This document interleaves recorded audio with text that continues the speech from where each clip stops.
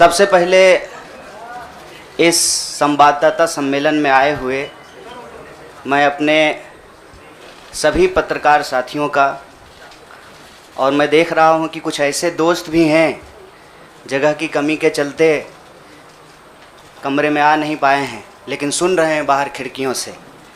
मैं आप सबका स्वागत करता हूं और मंच पर उपस्थित एआईसीसी ऑर्गेनाइजेशन के जनरल सेक्रेटरी वेणु जी, जनरल सेक्रेटरी सुरजेवाला जी, एससी डिपार्टमेंट के चेयरमैन नितिन राउत जी, बिहार के प्रभारी भक्त चरण दास जी, बिहार के अध्यक्ष मदन मोहन झा जी और कांग्रेस पार्टी के ट्रेजरर पवन बंसल जी, हमारे युवा साथी और गुजरात कांग्रेस के वर्किंग प्रेसिडेंट भाई हार्दिक पटेल जी, और हमारे आंदोलन में कदम से कदम मिलाकर हर घड़ी हमारा साथ देने वाले हमारे साथी बडगाम से निर्दलीय विधायक साथी जिग्नेश मेवानी जी, मैं आप सबका आभार व्यक्त करता हूं। और मैं अपने पत्रकार साथियों से कुछ चीज़ों को लेकर मुखातिब हूं। उससे पहले आज ये एक ऐतिहासिक दिन है। आज शहीद आज़म भगत सिंह की जयंती है। लोग शहीद होते हैं, भगत सिंह शहीद आज़म हैं। शहीद आज़म इसलिए हैं कि आज हम लोग जहां माल्यार्पण करने के लिए गए थे, शहीद पार्क, वो शहीद पार्क एक ऐतिहासिक पार्क है। वो हिस्सा है फिरोज शाह कोटला फोर्ट का, जहां पर चंद्रशेखर आज़ाद जी की अध्यक्षता में हिंदुस्तान रिपब्लिकन आर्मी की गुप्त मीटिंग हो रही थी। अंग्रेज़ों के ज़माने में क्रांतिकारी छुपकर मीटिंग किया करते थे। नौजवान तरुण भगत सिंह एक प्रपोजल लेकर के आए कि हिंदुस्तान रिपब्लिकन आर्मी का नाम अब हिंदुस्तान सोशलिस्ट रिपब्लिकन आर्मी होना चाहिए। यह ऐतिहासिक क्षण, वो ऐतिहासिक भूमि और हमारे युवाओं के आइकन शहीद आज़म भगत सिंह को हम अपना नमन प्रस्तुत करते हैं। आज एक दुखद घटना भी हमारे ज़िले में हुई है। वज्रपात के चलते 2 बच्चियों का निधन हो गया है। मैं इस मंच से उनके प्रति शोक व्यक्त करता हूं और उनके परिवार के प्रति अपनी संवेदना व्यक्त करता हूं। दोस्तों, मुझे लगता है कि बहुत कुछ कहने की ज़रूरत नहीं है। आजकल सूचना क्रांति के इस दौर में हमसे ज़्यादा मालूम हमारे पत्रकार साथियों को होता है। तो बेहतर ये होगा कि आप सवाल पूछें, मैं आपका जवाब दूं। लेकिन आप सवाल कहाँ से पूछेंगे और आपके मन में कौन से सवाल चल रहे हैं, इसका थोड़ा सा अंदेशा है, मुझे थोड़ा अंदाज़ा भी है।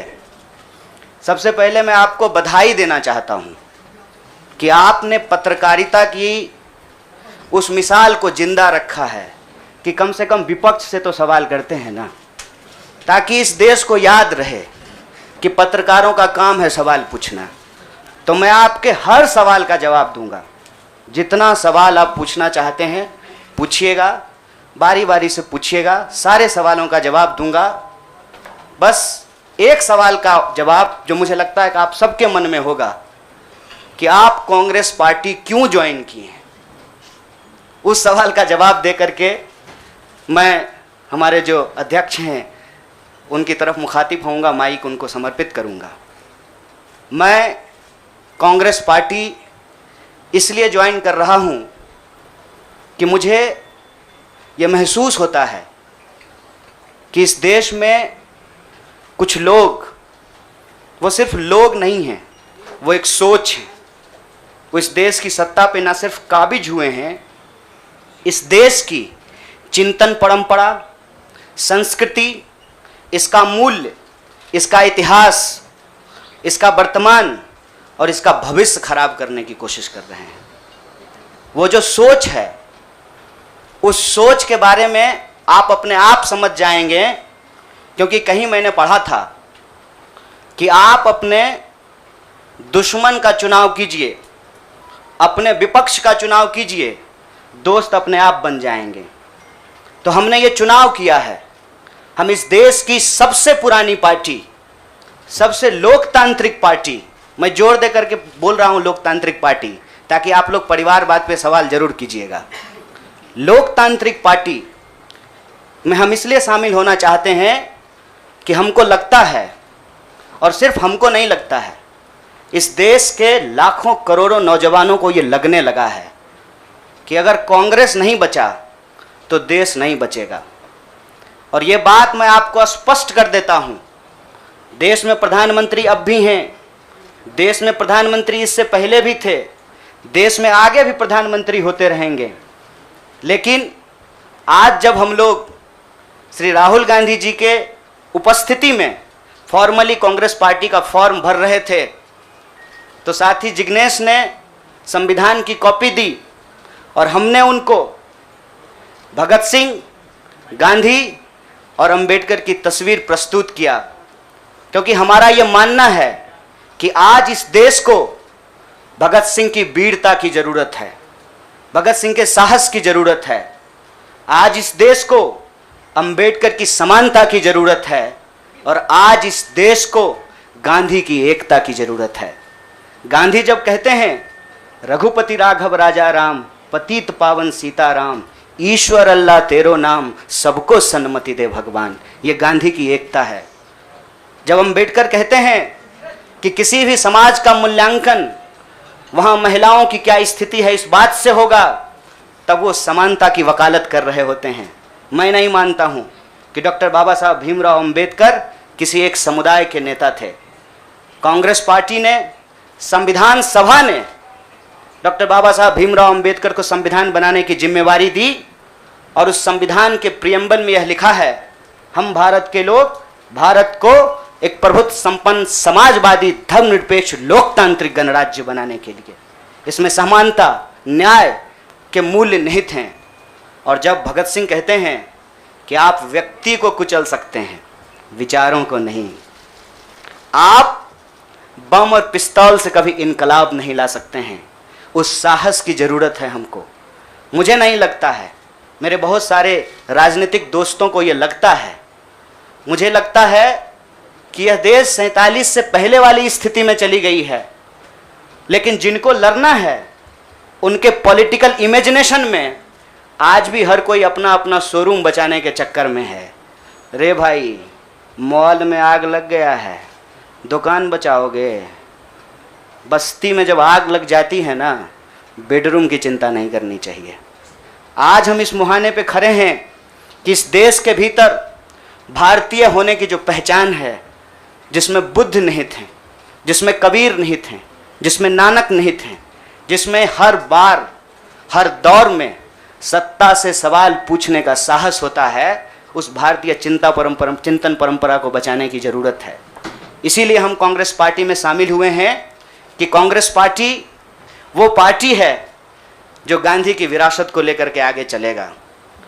कांग्रेस पार्टी वो पार्टी है जो सरोजनी नायडू के विचारों को लेकर के चलेगा। कांग्रेस पार्टी वो पार्टी है जो अंबेडकर, नेहरू, अशफाक उल्लाह खान, शहीद आजम भगत सिंह और मौलाना अबुल कलाम आज़ाद के रास्तों पे चलेगा। हम जब भी समानता और बराबरी की बात करते हैं, यह कुछ व्यक्तियों तक सीमित नहीं है, यह भारतीय होने का इतिहास है। और इस भारतीय होने के इतिहास को अपने आप में यदि कोई समेटे हुए है तो देश की सबसे पुरानी पार्टी है। और जो लोग कह रहे हैं विपक्ष कमज़ोर हो गया है, यह सिर्फ विपक्ष के लिए चिंता की बात नहीं है। यह मैं नहीं कह रहा हूँ, कोई शास्त्र, कोई किताब उठा करके देख लीजिए। जब विपक्ष कमज़ोर हो जाता है, सत्ता तानाशाही रुख अख्तियार कर लेती है। इसीलिए देश की सबसे बड़ी विपक्षी पार्टी, मैं कोई गुनागणित नहीं कर रहा हूँ, लेकिन मुझे यह बात सीधे तौर पे समझ में आ रही है कि देश के लोकसभा में 545 सीट हैं, 200 लगभग सीट ऐसे हैं जहां भाजपा के सामने कांग्रेस के अलावे कोई विकल्प नहीं है। मैं ये नहीं कह रहा हूं कि मेरी जिम्मेवारी सिर्फ एक पार्टी के लिए है, लेकिन जो पार्टी सबसे बड़ी पार्टी है, सबसे बड़ी विपक्षी पार्टी है, उस पार्टी को अगर नहीं बचाया गया, अगर बड़े जहाज को नहीं बचाया गया, छोटी छोटी कश्तियां भी नहीं बचेगी। इसीलिए, और मैं जब यहाँ बैठा हुआ हूँ, मेरे इतिहास को, मेरे वर्तमान को लोग देख रहे हैं। बहुत सारे सवाल हैं, वो आएंगे, उनका जवाब मैं दूंगा। लेकिन यह जो ऐतिहासिक जिम्मेवारी है, उस जिम्मेवारी से मैं अपना मुंह नहीं मोड़ सकता हूँ। मैं जहाँ पैदा हुआ, जिस पार्टी में पला बढ़ा, उसके प्रति मैं आभार व्यक्त करता हूँ। उसने मुझे सिखाया, पढ़ाया, लड़ने का जज्बा दिया है। लेकिन उस पार्टी के साथ साथ मैं उन लाखों करोड़ों लोगों को भी धन्यवाद देना चाहता हूँ जो किसी पार्टी से जुड़े हुए नहीं थे। अपने स्कूल के व्हाट्सएप ग्रुप में जब हम लोगों के ऊपर अनावश्यक आरोप मढ़े जाते हैं तो अपने दोस्तों से लड़ रहे थे, अपने घरों में डिनर टेबल पर लड़ रहे थे। लोगों की दोस्तियां टूट गई हम लोगों के आंदोलन के समर्थन में, और मैं मजाक नहीं कर रहा हूं, लोगों के डिवोर्स तक हो गए। ये जो देश में एक वैचारिक संघर्ष छिड़ा है, उस वैचारिक संघर्ष को कांग्रेस पार्टी ही नेतृत्व दे सकती है, यह हमारा भरोसा है। और मैं ये उम्मीद करता हूं कि हमारे देश के जो लाखों करोड़ों नौजवान आपके माध्यम से सुन रहे हैं, उनसे भी मैं आग्रह कहता हूं, दीवार पर बैठकर टुकुर टुकुर मुंह ताकने का वक्त नहीं है। ये अर्जेंसी का टाइम है, और इस अर्जेंसी के टाइम पे दीवार पे बैठ करके दायां जाएं कि बायां जाएं, ये मत सोचिए। जब आप जंग में होते हैं तो आपके पास जो अवेलेबल चीज़ें होती हैं, आप उससे मुकाबला करने की कोशिश करते हैं। कांग्रेस पार्टी एक बड़ी जहाज है। अगर कांग्रेस पार्टी बचेगी तो हमारा मानना है इस देश के लाखों करोड़ों नौजवानों की आकांक्षाएं बचेंगी, गांधी की मीमांसा बचेगी, भगत सिंह के सपनों का भारत बचेगा, और डॉक्टर बाबा साहब भीमराव अंबेडकर की समानता का भारत का निर्माण संभव हो पाएगा। इसी आशा और उम्मीद के साथ मैं इस पार्टी से जुड़ा हूं, और मुझे पूरा भरोसा है कि कांग्रेस पार्टी जो अपने आप को एक लोकतांत्रिक पार्टी कहती है, आज़ादी के साथ, अपनी पूरी मुखरता के साथ सत्ता से सवाल पूछना और लोगों के हक के लिए लड़ना भिड़ना संघर्ष करने में हमारे साथी रहेंगे, हमारे सहयोगी रहेंगे। और ये परिवार संघ परिवार नहीं, वो क्या परिवार जो परिवार छोड़कर परिवार बनाना पड़े, वो परिवार जो आपको परिवार छोड़ने के लिए नहीं कहता है, कहता है कि अपने परिवार में रहिए। अरे महात्मा गांधी कस्तूरबा गांधी को लेकर के अंग्रेजों से लड़ गए, बताइए इनको अपना घर छोड़ना पड़ा। कोई जरूरी है क्या? घर परिवार के साथ रहना है। डॉक्टर बाबा साहब भीमराव अंबेडकर भी अपने परिवार के साथ रहते थे। आप जितने बड़े लोग हैं उनका इतिहास उठा करके देख लीजिए, सब लोग अपने परिवार के साथ रहते थे।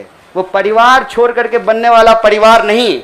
न्याय, बराबरी और संघर्ष के लिए इस परिवार में मैं शामिल हुआ हूँ। सभी सदस्यों के प्रति देश के अंदर फैले हुए लाखों करोड़ों कार्यकर्ताओं को अपना आभार व्यक्त करता हूं। बहुत बहुत शुक्रिया, बहुत बहुत धन्यवाद। शुक्रिया। मैं अब जिग्नेश भाई से प्रार्थना करूंगा कि वो अपनी बात कहेंगे। जिग्नेश जी आ जाएगा।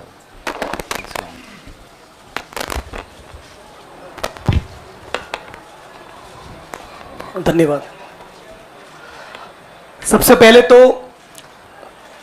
केसी वेणुगोपाल साहब, सुरजेवाला जी, नितिन राउत साहब, पवल बंसल जी, भक्तचरण दास जी, साथ ही हार्दिक कन्हैया और दूसरे पार्टी के मंच पर विराजमान सभी सीनियर लीडर्स, आप तमाम पत्रकार साथी और वो तमाम साथी जो हमको आज मिलने के लिए हमारे समर्थन में आए हैं, गुजरात के विभिन्न कोनों से और पूरे देश भर में से, उन सभी का मैं स्वागत करता हूं।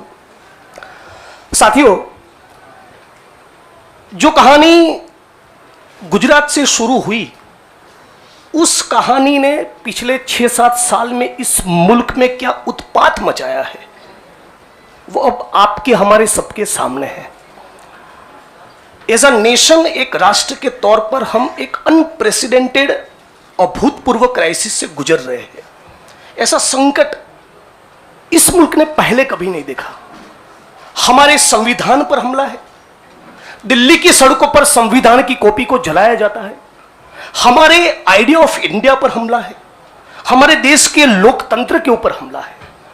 आज भाई भाई एक दूसरे का दुश्मन बन जाए, उतना जहर, नफरत एक सोची समझी साजिश के तहत दिल्ली और नागपुर साथ में मिलकर फैला रहे हैं।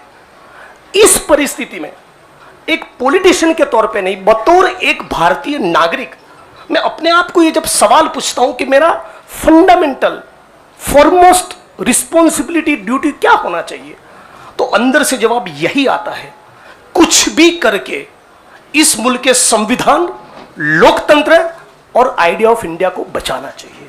और यदि उसको बचाना है तो मुझे उनके साथ खड़े रहना है जिसने स्वतंत्रता के आंदोलन में न केवल कंट्रीब्यूट किया है, उसको लीड किया है, अंग्रेजों को यहां से खदेड़ कर दिखाया है।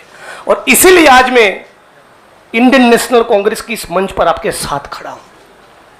एक टेक्निकल कारण के चलते मैं फॉर्मली पार्टी इसलिए ज्वाइन नहीं कर सकता क्योंकि मैं एक निर्दलीय विधायक हूं। If I join a party I may not continue as an MLA. मेरी पार्टी के सीनियर लीडर से बात हुई, मेरे मतक्षेत्र के साथियों से बात हुई, अपने आप से बात हुई, राहुल जी से बात हुई, तो मुझे लगा कि मैं इस विचार के साथ हूं ना, ये सबसे प्रमुख बात है। मैं इस मुहिम, मिशन और इस संघर्ष के साथ हूं, ये सबसे महत्वपूर्ण बात है। बाकी की फॉर्मेलिटी तो आने वाले महीनों में भी हो जाएगी। और राहुल जी ने भी कहा कि वो जो पर्चा भर के सदस्य लेने की बात है वो तो कल भी कर लेना, अभी अपने मत क्षेत्र के लोगों के साथ खड़े रहो।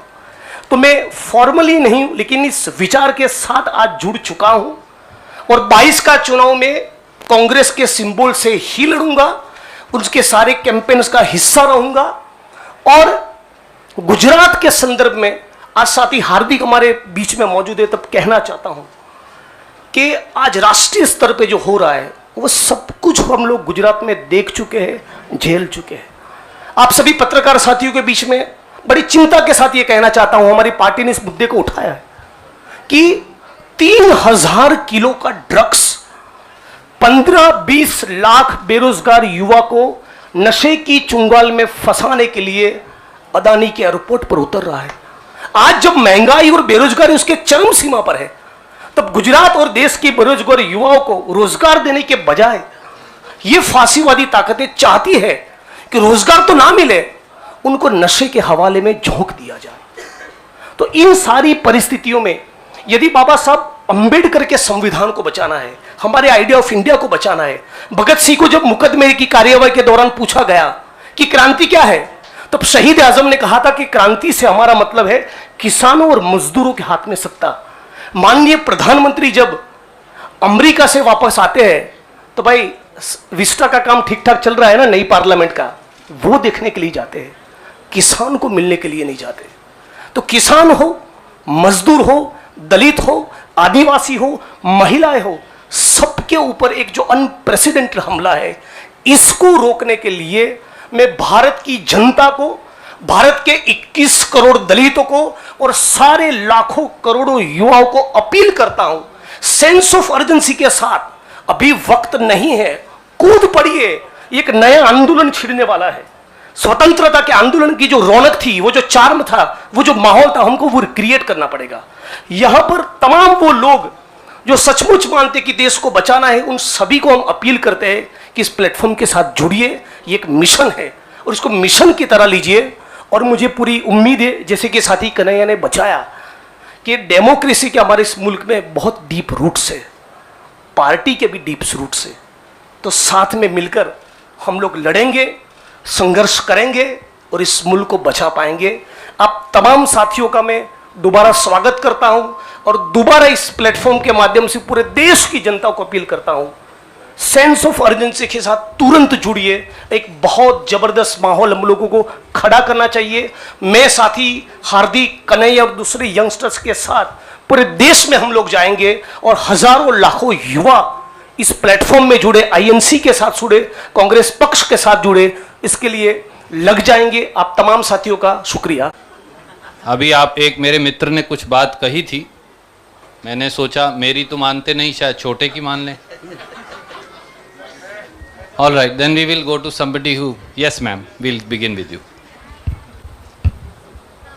मेरा सवाल कन्हैया आपसे है। आपने कहा कि आप कांग्रेस पार्टी इसलिए ज्वाइन कर रहे हैं क्योंकि कहीं ना कहीं आपको लगता है कि कांग्रेस खतरे में है, कांग्रेस को बचाना जरूरी है। जैसे आपने कहा कि कांग्रेस बड़ा शिप है और अगर छोटे शिप अगर ये डूब गया तो बाकी भी डूब जाएंगे, तो आपको लग रहा है you have come here as a saviour to Congress.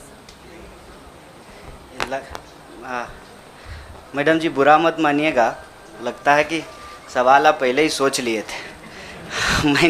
मैंने ये नहीं कहा था कि कांग्रेस खतरे में है, हमने कहा देश खतरे में है, लोकतंत्र खतरे में है, आइडिया ऑफ इंडिया खतरे में है। आपने वो वीडियो देखा क्या, लाश के ऊपर डांस देखा ना, दिल पसीज गया होगा आपका। आपको नहीं लगा कि मैं इसके लिए कुछ कर पाऊँ, कुछ भी कर जाऊँ जो मैं कर सकती हूँ। आप जब सुनती होंगी कि बलात्कार हो गया है किसी महिला के साथ, आपका गुस्से से जो है ना पूरा शरीर कांप जाता होगा। देश खतरे में है। पार्टियां तो बनती रहेंगी, पार्टियों की कोई कमी है क्या? हर शाम पार्टी होती है इस देश में। पार्टी नहीं बचाना है, देश बचाना है, और देश बचाने की मुहिम में जो पार्टी रहेगी वो पार्टी भी बचेगी। और मुझे इस बात को कहने में कोई दो राय नहीं है। मैंने जितना इतिहास पढ़ा है अभी तक का एनसीईआरटी में जो लिखा हुआ है, अब अगले बार 2024 में क्या लिखा जाएगा नहीं पता। उसमें तो यही है कि देश को आज़ादी जो है वो महात्मा गांधी ने, सुभाष चंद्र बोस ने, सरदार वल्लभ भाई पटेल ने, क्या भाई हार्दिक, इन लोगों ने ही दिलाया ना।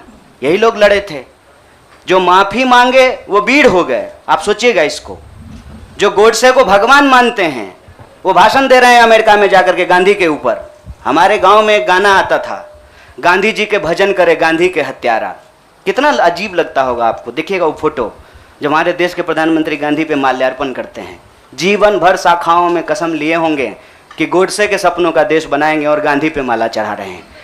सी, I am not here to save the party, please, I am respecting you as a citizen, you can respect my right.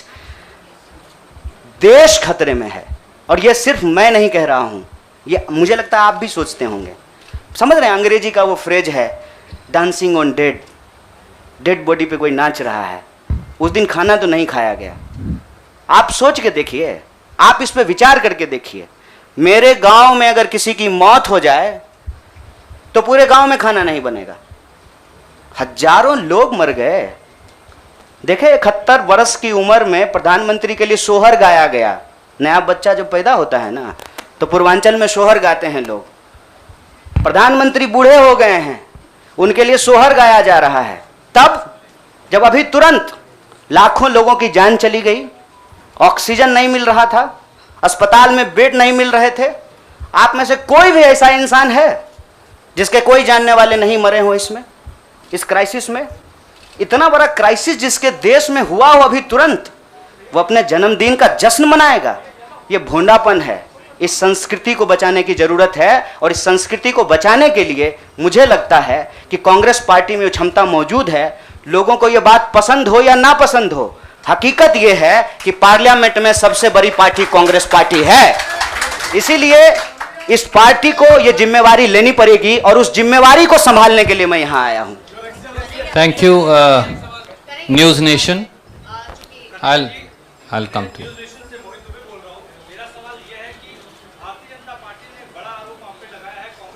Janata party का आरोप को कौन पूछता है? आपका कोई आरोप है मेरे ऊपर? भारतीय जनता पार्टी को मैं सीरियसली नहीं लेता हूं। आपका कोई आरोप है? आप सवाल पूछिए। साहब, जो साथी पीछे खड़े हैं, थोड़ा आप शांति का दान दीजिए प्लीज। अरे भैया प्लीज, दुबे जी आप पूछिए please, ask your question quickly.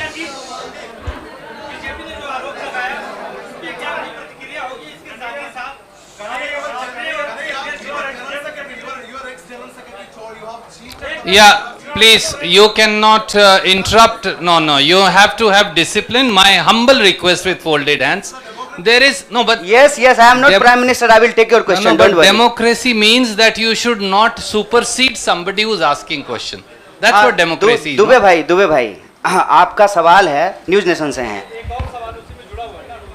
अच्छा, बारी जल्दी से पूछिए ना।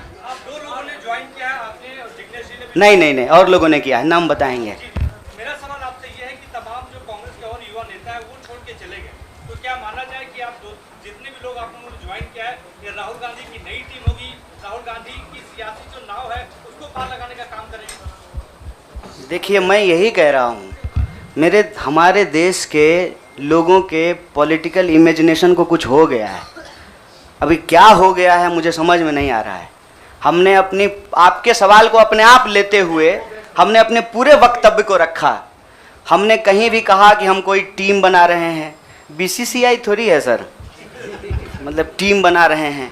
मैं कह रहा हूं कि भारत की परंपरा, चिंतन परंपरा, सोच, जिस पे आपको गर्व होता है भारतीय होने के चलते, उस परंपरा को समेटने का, उसको आगे बढ़ाने का काम देश की सबसे पुरानी पार्टी कांग्रेस पार्टी ने किया है। उस पार्टी के पास एक ऐतिहासिक जिम्मेवारी है, और इस देश का नागरिक होने के चलते, साथी जिग्नेश ने कहा, ये हमारी भी ऐतिहासिक जिम्मेवारी है कि कल को जब इतिहास लिखा जाएगा तो हमसे भी पूछा जाएगा, दुबे भाई आपसे भी पूछा जाएगा कि जब ये तमाशा हो रहा था तो हम क्या कर रहे थे।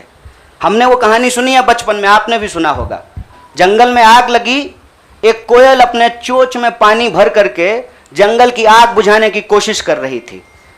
जंगल की आग नहीं बुझी, या बुझनी होगी बुझ जाएगी। कम से कम कोयल का वह ऐतिहासिक प्रयास जो है वो इतिहास याद रखेगा। और ये जो आप कह रहे हैं ना, डूबती हुई नाव, देखिए कभी कभी ना इंसान को भ्रम होता है, जैसे टिड्डे को भ्रम होता है कि वो अपने पांव से आसमान टिका रखा है। हमको ऐसा कोई भ्रम नहीं है। मेरे अकेले से कुछ नहीं होगा। जब आप जुड़ेंगे, हम जुड़ेंगे, इस देश के संविधान में, आइडिया ऑफ इंडिया में भरोसा करने वाले लोग जो हैं, जिसको हम कहते हैं गांधी के सपनों का भारत, जिसको हम कहते हैं सर भगत सिंह के सपनों का भारत, जिसको हम कहते हैं डॉक्टर बाबा साहब भीमराव अंबेडकर के सपनों का भारत, जिसको हम कहते हैं बिरसा मुंडा के सपनों का भारत, सावित्रीबाई फूले के सपनों का भारत, श्री कृष्ण सिंह के सपनों का भारत, जगजीवन राम के सपनों का भारत, मौलाना अबुल कलाम आजाद के सपनों का भारत, उस भारत को बचाने की बात मैं कर रहा हूँ। और सियासत, मैं बार बार कहता हूँ, अगर सियासत सही होगी तो गलत लोग जो सत्ता पे काबिज हैं ना, मुझे भारत के लोगों पे बहुत भरोसा है। अरे हैं हम लोग थोड़ा सा आलसी, लेकिन जब आ गए ना अपने पे, 200 साल अंग्रेजों ने राज किया था, जब से भारत के लोग अपने पे आ गए ना, तो 1942 में भारत छोड़ो आंदोलन का जब नारा महात्मा गांधी ने दिया था, तो अंग्रेजों को भारत छोड़ करके जाना पड़ा था। और उस वक्त जो लोग अंग्रेज से पेंशन ले रहे थे, माफ़ी मांग रहे थे, वो आज एनसीईआरटी की किताब बदल रहे हैं कि अपना नाम भी हम बीड़ों में लिखवा लें। इसीलिए मैं कह रहा हूं कि उस इतिहास को, उस चिंतन परंपरा को बचाने की जरूरत है। पार्टी अगर उस सिद्धांत पे चलेगी, संविधान के प्रियम्बल को रक्षा करने की कोशिश करेगी, पार्टी भी बचेगी और पार्टी सत्ता में भी आएगी। ऐसा मेरा उम्मीद है, ऐसे मेरी आशा है। Jainendra from ABP, can you please come forward and ask. हाँ पूछिए जरा, एक सवाल पूछिए। हम एक आग्रह करें, आप लोग ना लड़ाई नहीं लगवाइए हमारे दोस्त के बीच में। भोरे से जो है ट्विटर पे आप लोग क्या क्या चला दिए हैं, लोग हमको पूछ रहा है कि जिग्नेश का नाम काहे नहीं ट्रेंड कर रहा है। मैं आपसे आग्रह कर रहा हूँ, हम ना अलग अलग लोग नहीं हैं, यह मंच आपस में बटा हुआ नहीं है। तो सवाल जो है सारा तोप का गोला जो है हमारे तरफ ही नहीं हो, मंच के तरफ मुखातिब हो, मैं भी जवाब दे दूंगा।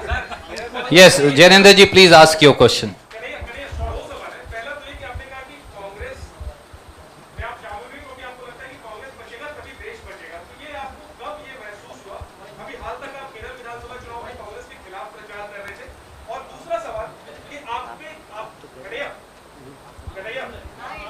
हाँ सुन रहे हैं। दूसरा सवाल ये कि आपको लेफ्ट के भविष्य के चेहरे के तौर पर देखा जा रहा था, क्योंकि आप कांग्रेस पे आ गए, आपको क्या लगता है भारत की राजनीति में फिलहाल क्या लेफ्ट अवधासकी हो गई है? मैं चाहता हूँ दोनों पे डिटेल। बड़ा जैनेंद्र भाई बड़ा वैचारिक सवाल पूछे हैं, बहुत बहुत शुक्रिया जैनेंद्र भाई। एक तो देखिए हमारी जो ये नई पार्टी है, इस पार्टी के जो संगठन के महासचिव हैं वो केरल से ही हैं। इनसे आप चाहें तो अकेले में भी पूछ लीजिएगा, कांग्रेस पार्टी के खिलाफ हमने एक शब्द नहीं बोला था। हम कांग्रेस पार्टी के खिलाफ भी बोले हैं, लेकिन केरल के विधानसभा चुनाव में नहीं, जेएनयू के प्रेसिडेंशियल स्पीच में बोले थे। देखिए, हमको हमारा इतिहास पता है और हम यही कहते हैं, इतिहास को तोड़ा और मरोड़ा नहीं जा सकता है।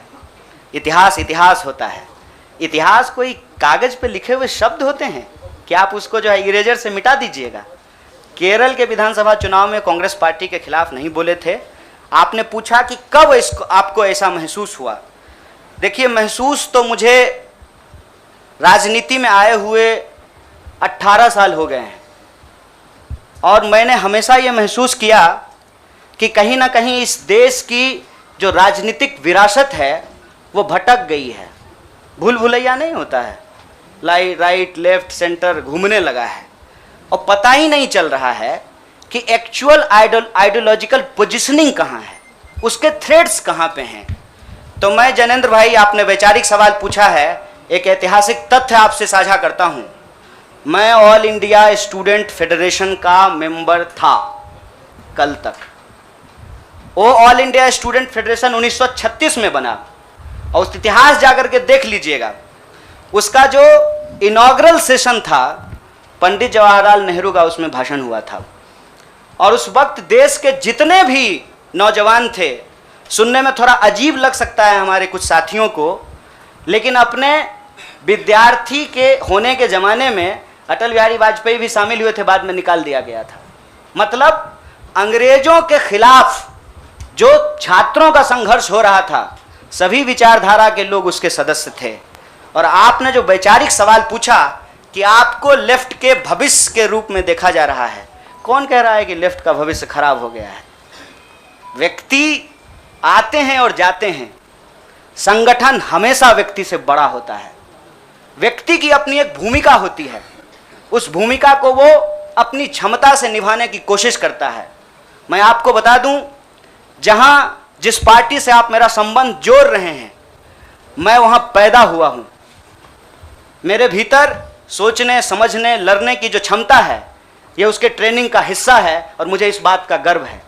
लेकिन वहाँ जो लड़ने का तरीका है और जिस तरीके से वो लड़ रहे हैं, मुझे लगता है आज जो देश की स्थिति है उसमें उसके स्पीड को बढ़ाने की ज़रूरत है और जो वैचारिक संकीर्णता है उसको तोड़ने की ज़रूरत है। मैं आपको एक बात बताना चाहता हूँ। मैं अपने कई साथियों से पूछा कि क्या भगत सिंह की जयंती देश के सभी संगठनों को नहीं मनाना चाहिए, और क्या गांधी की तस्वीर सभी संगठनों के कार्यालय में नहीं होना चाहिए? ये हमारा इतिहास है, ये हमारी विरासत है। कुछ लोग बहुत चालाकी से विचारधारा की खोल में यह जो हमारी ऐतिहासिक विरासत और परंपरा है, इसको आपस में उलझाने की कोशिश करते हैं। एक बड़ा पॉपुलर डिबेट है मीडियम और मीन्स का, साध्य और साधन का, हिंसा और अहिंसा का। तो मैं आपके सामने इस सदन के समक्ष यह बात कहता हूं, जब भगत सिंह कहते हैं कि बम और पिस्तौल इनकलाब नहीं ला सकता है, मतलब भगत सिंह हिंसा का निषेध कर रहे हैं, वायलेंस को निगेट कर रहे हैं। और जब बापू कहते हैं, महात्मा गांधी कहते हैं करो या मरो, मतलब वो व्यक्ति के ऊपर होने वाली हिंसा को स्वीकार कर रहे हैं और अहिंसा को निगेट कर रहे हैं। देश की अर्जेंसी क्या है, इस बात को समझिए।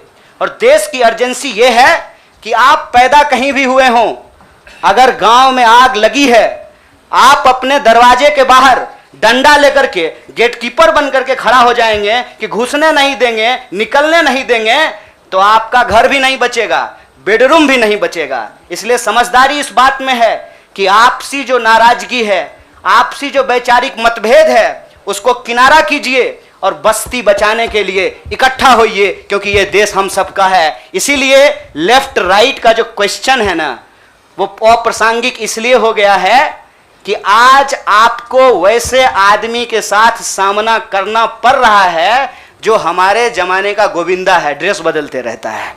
इसीलिए इस वैचारिक भ्रम में नहीं पड़िए, देश बचाइए, संविधान बचाइए, यही हमारा लक्ष्य है। Siddharth from ANI. Siddharth, please go ahead and ask. Siddharth, सवाल पूछिए प्लीज. जिग्नेश जी जवाब देंगे. आपकी बात को नोट कर रहा हूँ। आपने कहा एक जहाज है, दूसरा उसे बचाने की जरूरत नहीं है, लेकिन